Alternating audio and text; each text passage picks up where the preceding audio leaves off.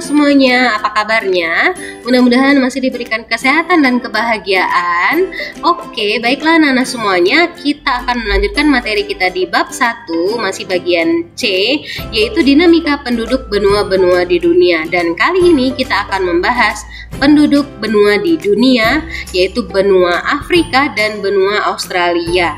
Adapun di video sebelumnya kita sudah membahas dinamika penduduk benua Asia, Amerika, dan Eropa. Anak-anak jangan lupa untuk menonton videonya itu ada di sudut kanan atas. Oke, baik, kita lanjutkan ya. Tujuan pembelajaran kita di sini adalah memahami sumber daya manusia di benua Asia dan benua lainnya, misalnya jumlah, sebaran, dan komposisi, pertumbuhan, kualitas, dilihat dari pendidikan, kesehatan, kesejahteraan, serta keragaman etnik di benua. Selanjutnya kita masuk untuk materi yang keempat, yaitu dinamika penduduk Afrika.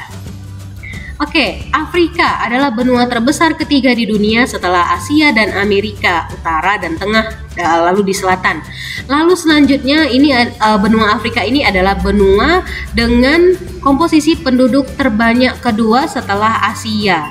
Ya anak-anak semuanya, lalu ada lagi sebutan untuk benua Afrika ini adalah benua hitam. Kalau Eropa benua biru, Amerika benua merah. Dengan luas wilayah 30.224.050 km persegi, Afrika meliputi 20,3% dari seluruh total daratan bumi. Lalu kita lihat dari jumlah penduduk Afrika ini sekitar 906 juta jiwa pada tahun 2005. Lalu selanjutnya bertambah menjadi 1.171 jiwa pada tahun 2015. Jadi jika kita mau mengkalkulasikannya, maka dalam kurun waktu 10 tahun penduduk Afrika ini meningkat sebanyak 265 juta jiwa. Oke, selanjutnya persebaran penduduknya. Anak-anak semuanya, di Afrika ini wilayah tertentu itu hampir tidak berpenghuni, yaitu di wilayah gurun. Sementara wilayah dengan kepadatan tinggi itu terdapat di bagian utara Afrika Utara, lalu sebagian Afrika Barat, bagian timur Afrika Selatan, lalu ada di sepanjang lembah Sungai Nil dan seterusnya. Sementara dari laju pertumbuhan penduduknya, di sini penduduk Afrika itu sangat tinggi, yaitu 2,5% per tahun, di mana angka kelahiran di Afrika ini mencapai angka 36 tiap 1000 penduduk, sementara angka kematiannya juga besar, yaitu mencapai 10 jiwa setiap 1000 penduduk.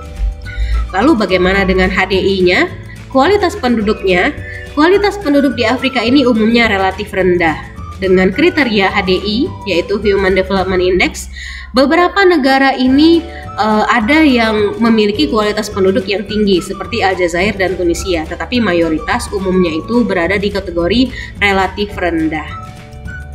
Oke, kita lanjut. Komposisi berdasarkan ras. Secara garis besar, penduduk Afrika ini digolongkan menjadi 4 kelompok besar, yaitu ras Negroid, ras Kaukasoid dari keturunan Arab, ras Kaukasoid dari keturunan Eropa, dan suku pribumi yang merupakan penduduk asli yang banyak tinggal di daerah-daerah pedalaman. Lalu bagaimana dengan budayanya? Sama seperti benua-benua yang lainnya, budaya Afrika ini bisa dilihat dalam wujud seni, bahasa, dan agama. Karya seninya ini bisa berupa ukiran kayu, kerajinan dari kulit, dan alat musik.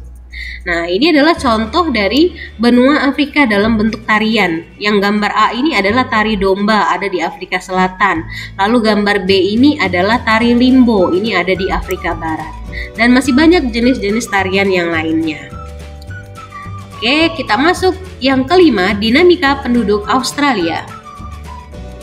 Anak-anak, Australia, benua satu negara ya. Benuanya Australia, negaranya negara Australia.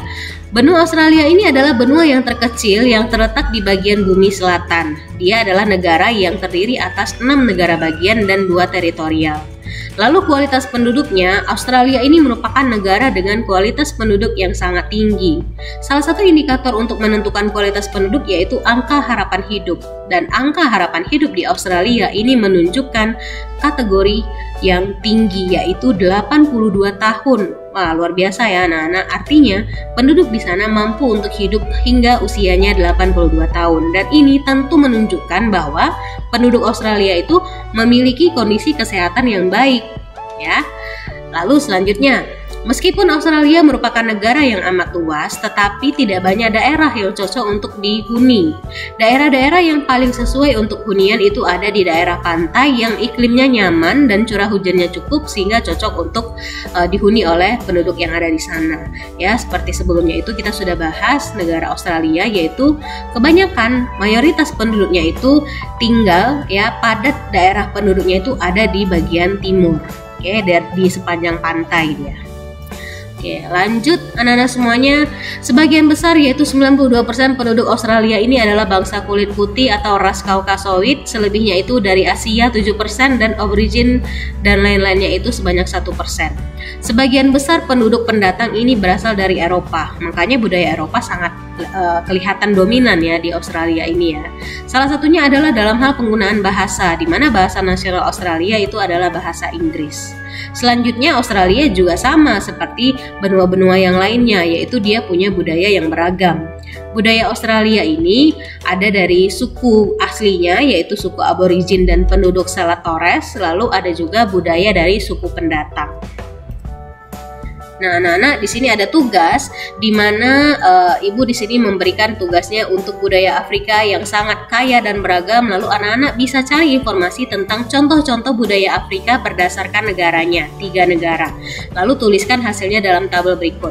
Nah, jadi misalnya contohnya pertama anak-anak buat dulu nama negaranya. Contoh yang ada di Afrika ya, 3 negara. Misalnya satu negara Aljazair.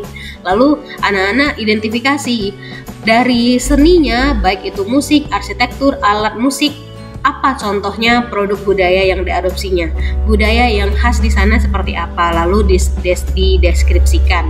Lalu pakaiannya bagaimana, olahraga dan makanannya juga bagaimana. Itu masing-masing 3 negara. Oke, anak semuanya.